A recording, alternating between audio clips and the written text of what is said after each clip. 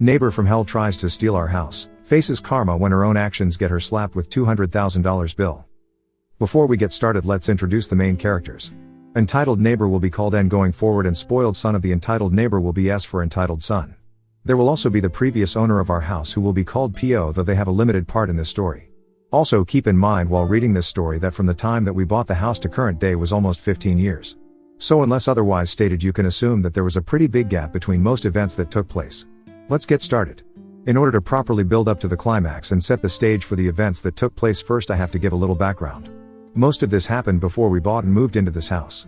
So N owned a very large chunk of property which was down the road from a popular recreational lake in our area. I say down the road, but it's actually a pretty fair distance away. Even though the road that N lives on is the only road leading to multiple lakefront properties and resorts, along with the most popular boat dock on this side of the lake. So the properties here aren't extremely valuable that normal people can't afford them, but there are some extremely valuable properties down the road with very rich people driving by all the time. This will be relevant later in the story. Karen, being quite wealthy and owning a very large chunk of property, ended up splitting her property off into 4 roughly equal sections when her children came of age. One she gave to her daughter, who somehow is a pretty decent person, considering the rest of her family. Then another section she gave to S. She built houses for them on both of the properties roughly to her children's specifications. Then on the 4th bit of property, the one that did not have her own house on it, she built a small convenience store. This will also be relevant later on. Now I'm not sure why, probably to avoid possible future disputes or something, she actually ended up giving the deeds to her children for their respective houses and properties. You can probably tell where this is going. Well, while respectable daughter was pretty respectable, S, or perhaps I should change it to irresponsible son, was a party maniac. Everyone in the neighborhood at the time absolutely hated him. He would throw loud, obnoxious late-night parties almost every single night and keep people awake. The police apparently had someone stationed nearby because they were called on him so often. It probably didn't help his entitlement that mommy paid all of the bills for him. She kept everything in her name. Water, electric, garbage, everything. They all went to her mailbox. Well, all except for one, that is. Since the property was in his name, so was the property tax, which he never gave to N and instead just ignored. I guess N either just didn't think about it or assumed that he was paying it himself. Either way, it didn't come as a surprise when the police showed up at his house. But it did when he did not come back and the house went up for auction. At this point the house was in shambles. Holes in the drywall, and even the living room floor had a huge hole leading down into the garage/basement. The kitchen floor and subfloor needed to be totally replaced. Almost all of the walls were covered in mud. Basically his irresponsibility and party habits left the house in what the banks considered an unlivable condition. Because of that, the only people who could afford it were those who could pay out of pocket for it. Enter PO. PO was a house flipper, not one of the big wealthy ones that you see on TV, but more of a hobbyist than anything. He was retired and he flipped houses to keep him busy and active. PO would buy a house like this one super cheap on auction, fix it up himself, then put it back on the market. While he fixed it up, he would live off of the profit from the previous house, and typically about the time he finished fixing one up and buying the next one, his profit would have about run out. Any that he had left over just went into an emergency savings fund, which he said wasn't anything special. Anyways, we were in the market for a new place but couldn't afford anything super expensive on our budget. But when we saw this place on a website for sale, it seemed perfect. It was the perfect size, and in the perfect neighborhood, and even down the road from the lake, which we love fishing and boating, so it was perfect in almost every way. Or at least it looked that way. We were scared of the price, which wasn't listed on the website yet. But it wouldn't hurt to at least have a look and see. We drove by to look at it and found PO working on it. We stopped in to say hi and asked the price. He explained that he was planning to fix it up and sell it, and that his realtor just added it to the website's database to make it easier and more efficient when he was ready to actually sell it. Anyways, we sat down and had a nice chat with him, just being friendly and all, and he appreciated the company. We explained that we would be willing to buy it from him for a reasonable price considering its current condition and the work he'd already put into it. He had it about half finished. We explained that we would love to finish it and live in it as a forever home. He turned us down, explaining that he already had several offers for it and didn't feel right selling it to us, and that we could buy it for the full price when he was finished. So we kindly thanked him and left our number, asking him to call us if he ever changed his mind, which he promised he would. Less than 2 weeks later, we actually got an unexpected call from him.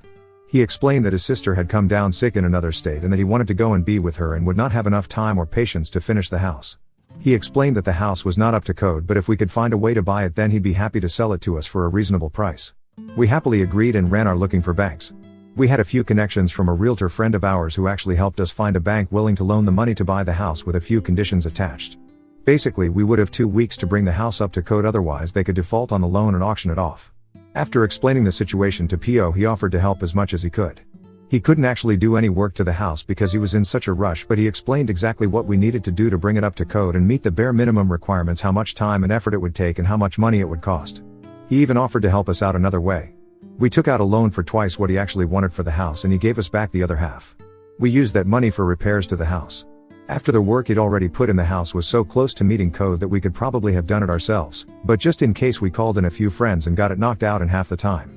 After getting it up to code, however, there was still plenty of work that needed to be done, and so we spent several months replacing flooring and subflooring, re-routing wires, patching holes in the walls, replacing old ugly literally decomposing wallpaper that was stuck directly to the drywall. You get the point. We put a ton of work into the place.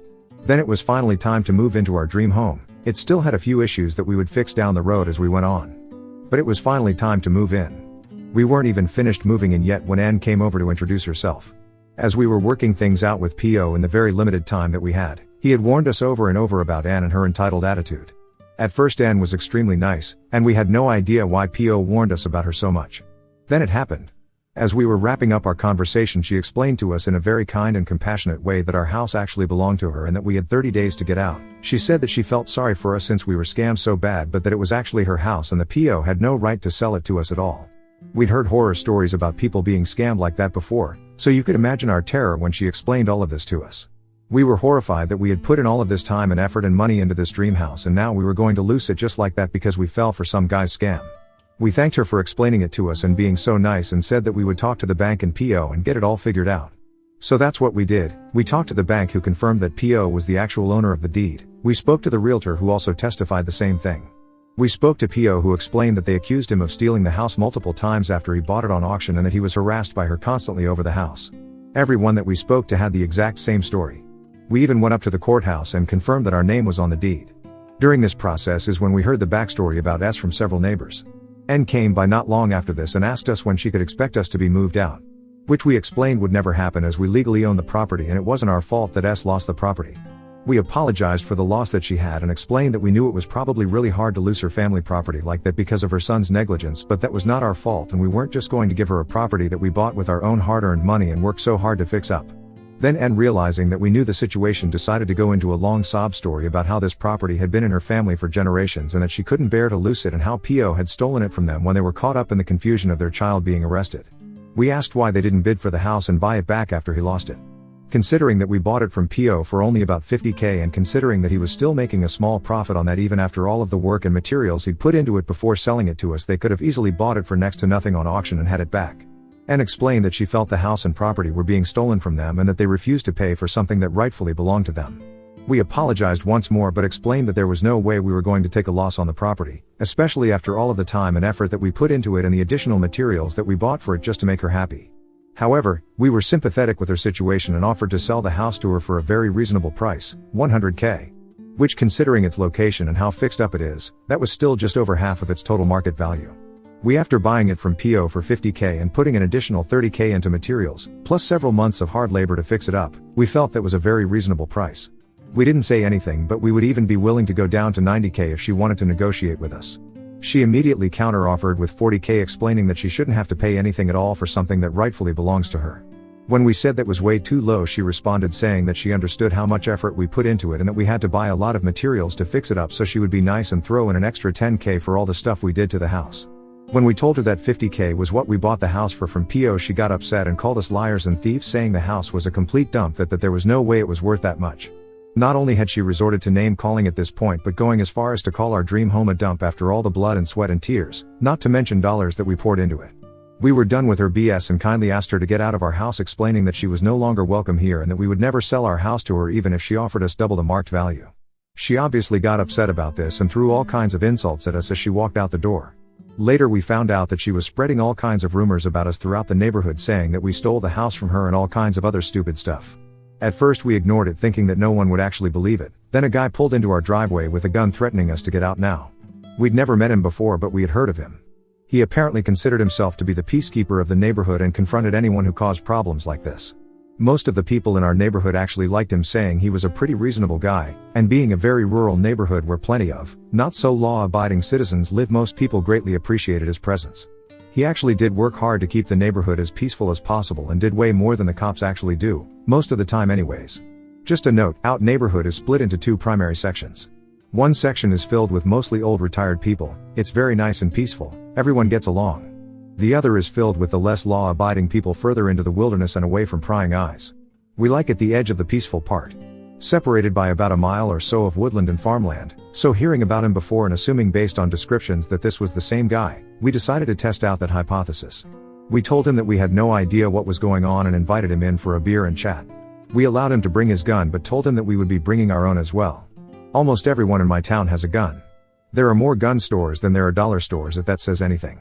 So we weren't really worried about him having a gun with him. That doesn't really mean much in our town. It's just a way of saying, hey, I'm capable of defending myself if this gets out of hand. Now if someone pointed it at you, which he didn't, then that would be a different story. Bit back to the main story. He agreed, and after a few hours of chatting and explaining the situation, he explained that he figured it was something like that and apologized for the misunderstanding. He explained that he got caught up in the rumors and flipped a switch and that it wouldn't happen again.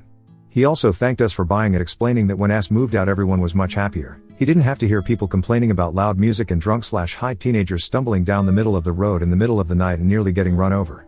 We all had a good laugh about it afterward and he left without saying another word. Now time for the reason that Mr. Peacekeeper believed the rumors so easily. This is a bit of a side story, but it's also a major turning point and when everything started to go downhill for N.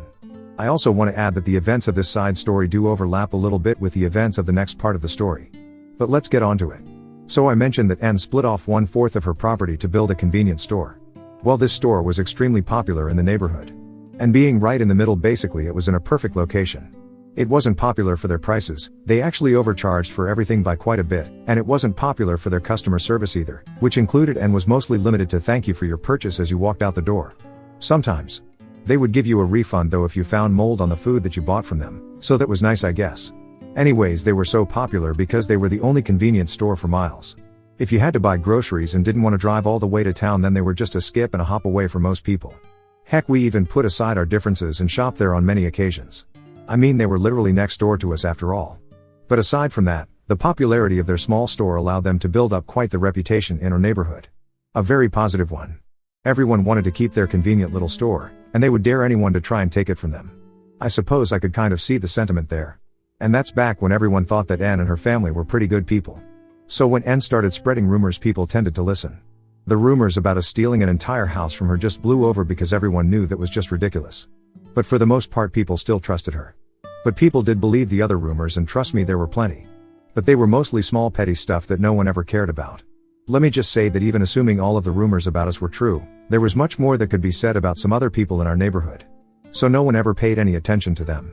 They did avoid us, however, considering that N had obvious beef with us and no one wanted on her bad side in fear of being banned from her store. They all just ignored us and left us to our own devices. After a few years, however, S finally got out of prison and having nowhere left to go, and allowed him to move back in. She didn't like the idea of him living with mommy, so she rented him an apartment above her convenience store, and she absolutely forbid any wild parties on her property ever again. He didn't actually have to pay rent though. All he had to do was run the store for them when they were busy with other things, which wasn't even all that often. However, even after all of this stuff happened, N still did not learn his lesson, obviously. While he was running the register, he would often double charge for items and pocket the extra money. We found this several times and went back in for a refund. They always made up the excuse that the register was broken. After noticing a pattern, however, we brought this to the attention of N, letting her know that her son was double charging people for items and probably pocketing the extra. Even though N was pretty entitled, even she didn't go so far as to do something so obviously illegal, and we liked her little store and didn't want anything to happen to it. However, instead of thanking us for bringing this to her attention, she told us that we were imagining things and in a very nice way told us to screw off. So we very kindly complied with her request. We also shared the information with some of our friends in the neighborhood. It had taken years to actually get to the point where some of them would even look at us, let alone talk to us, thanks to N. But we had finally made some friends. Bringing Christmas treats to your neighbors every year is a good way to brighten up someone's day. But anyways, they thanked us, even though they let us know that they didn't actually believe it. However, the word did quickly spread through the neighborhood. Then very quickly came Mr. Peacekeeper. He pulled up in our driveway again. This time he was a lot friendlier. He mostly ignored the rumors about us, knowing that most of them were fake. And we'd actually talked to him several times since then, not on any serious matters, mostly on more friendly terms. He stopped by for a beer every now and then and just chatted about happenings in the neighborhood and asked us our opinion on a few things. He did this with everyone, speaking to most people at least once a year to stay up to date and make sure everything remained nice and calm. He didn't like the idea of police hanging around, so he made up his mind to do their job better so they wouldn't have to. But everyone, including us, really liked this arrangement. It meant you could let your kids walk down to the lake unaccompanied even through the bad parts of the neighborhood. That being said, he absolutely did not like the rumors that we were spreading about our neighbors and especially their little shop. He explained that he had already talked to them and they felt it was just a misunderstanding due to register issues, and if we did not want a problem we would stop those rumors right then and there. We wanted to show him proof. But we knew that he probably wouldn't believe it if we did. He really liked Anne and would generally take her word over ours, and since they blew it off as a register error there was probably nothing we could do to convince him. So we agreed and apologized for any issues, explaining that we just felt wronged and sincerely wanted to protect the few friends that we'd made in the neighborhood. He accepted that apology, giving us one final warning, and left without saying much. So we just listened and made up our minds to stop shopping there unless we absolutely had to. But everything changed after a couple more years. After we had pointed it out and the rumors spread around the neighborhood. Even though Mr. Peacekeeper himself went around and told every single person that they were false rumors started by us because of our property feud with Anne, I'll get to that a little later, people actually started paying more attention to their receipts after shopping there and started noticing the same patterns that we had.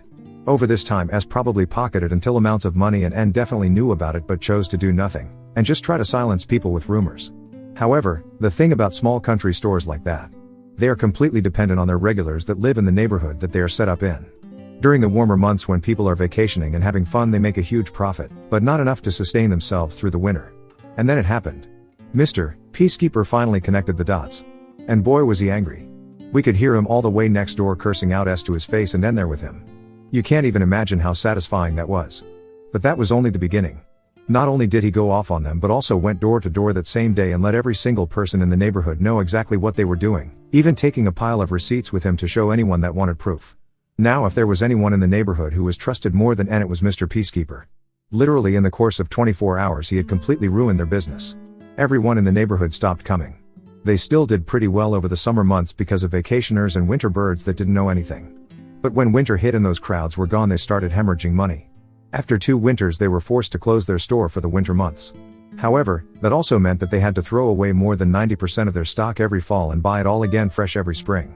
I guess that doing that wasn't very economical, so they ended up permanently closing shop after 3 more years. That was when their reputation in the neighborhood started to tank. And thanks to that, people started actually respecting us more, and we were actually able to make some friends without having to put in a ton of extra effort. People stopped ignoring us and treating us like we were plagued. But that was just the beginning for N's downfall. Unfortunately, to get into the climax of the story I need to do a little more background work. Sorry that this is starting to turn into a small book, but this shouldn't take too long, I don't think. So something about N is that she is extremely, and I mean extremely nosy. We cannot even walk outside without her watching our every step through her window, or going outside to walk her dog or pick up her lawn or pull weeds or whatever excuse she can come up with at the time. You can pretty much guarantee that if we are walking around our property she is outside as well. It's not like we have anything to hide, but we obviously aren't on the best terms with her and don't really like someone staring at everything we do. We have plans to set up a small pool and hot tub out back and really don't want to be watched while we're trying to relax in our bathing suits. So we started looking into a privacy fence. Wanting to be nice neighbors, we kindly informed N that we would be putting up a fence, to which she adamantly rejected, to which we informed her that we would be putting up a privacy fence. However, we still had to live with her, so we offered to discuss with her the details of the fence, the color, shape, etc. We wanted to make sure that she didn't have to stare at something that she thought to be an eyesore all day every day, considering that staring toward our property seemed to be her favorite pastime. Honestly, we still go out of our way to be the best neighbors that we can, even after all the crap she's put us through. But back to the story. So we want to make sure there is no disputes about where we put the fence, so we plan to put it a foot over our property across the entire property line. Just to avoid any disputes, BTW, this is still before S got out of jail, we went at the courthouse and paid for a copy of the deed along with a map of our property lines. We were honestly shocked to find that about a third of our property was being claimed by N. She had a small shed on it and even a garden. You see, there is actually a line of trees that goes through our property. It's not a straight box property like you find in some states, it's more of a half hexagon or a trapezoid-like shape. Weird property lines are pretty common where I live. Anyways, there is a line of trees that cuts through part of our property that according to the deed and property map is like a little triangle section, but the trees make it a square. N was claiming the other side of the trees as her own property.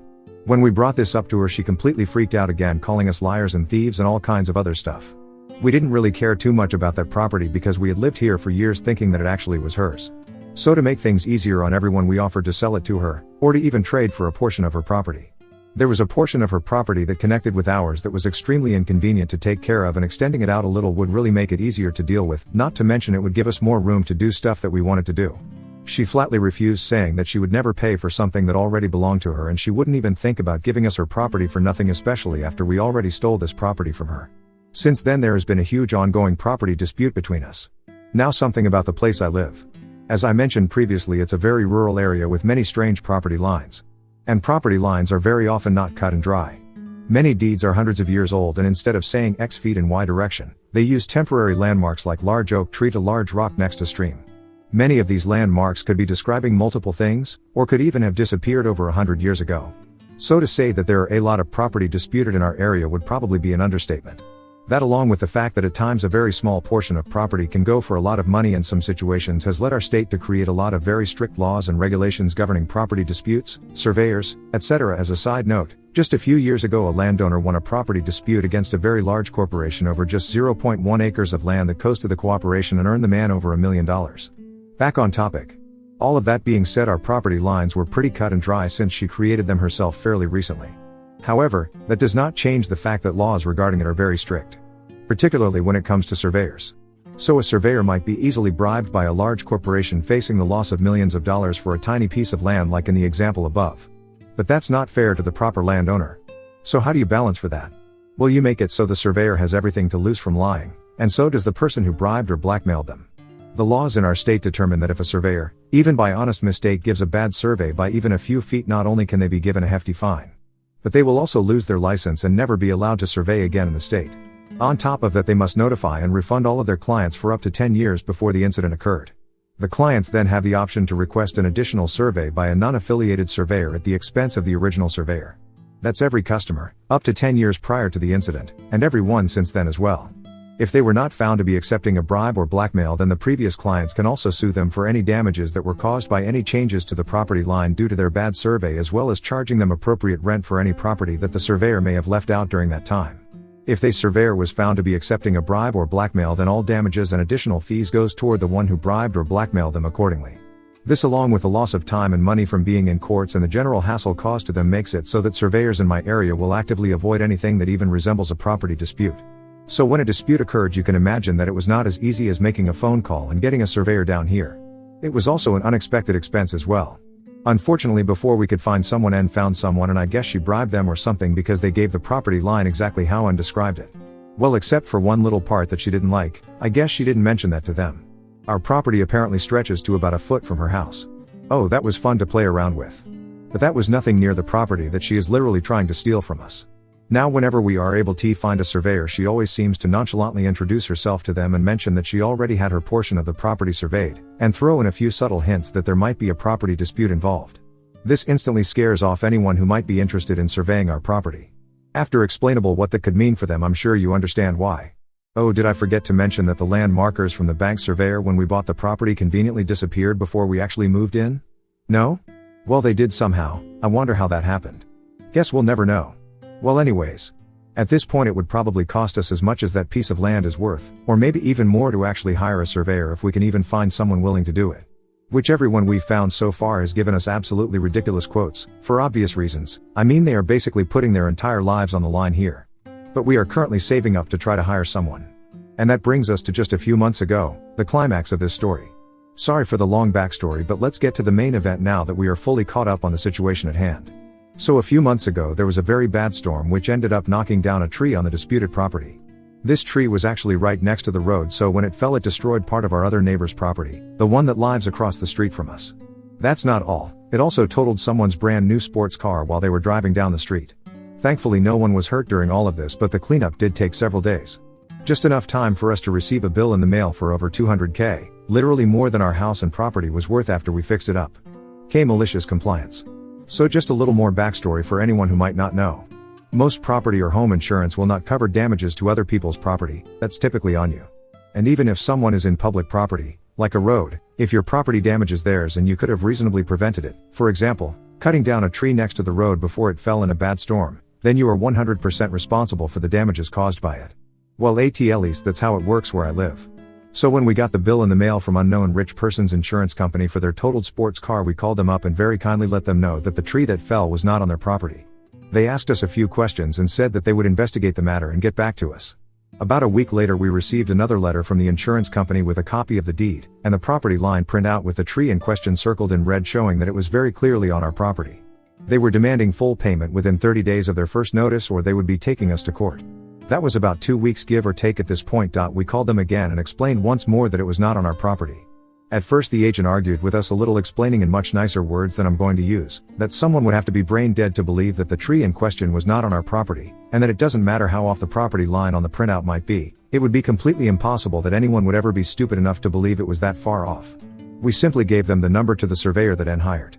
They sighed, saying they would contact the surveyor and investigate the matter further, but reiterated that we had about 2 weeks to get the payment ready if what we were saying could not be confirmed. Well, we never heard anything back from them again. Remember the consequences I mentioned for giving false survey results? Even if the surveyor admitted to accepting a bribe, there was no way that they paid him enough to make up for all of his possible losses. He would probably have to leave the country at this point. So there was no way that he was going to give the insurance company anything different from what he gave us or N.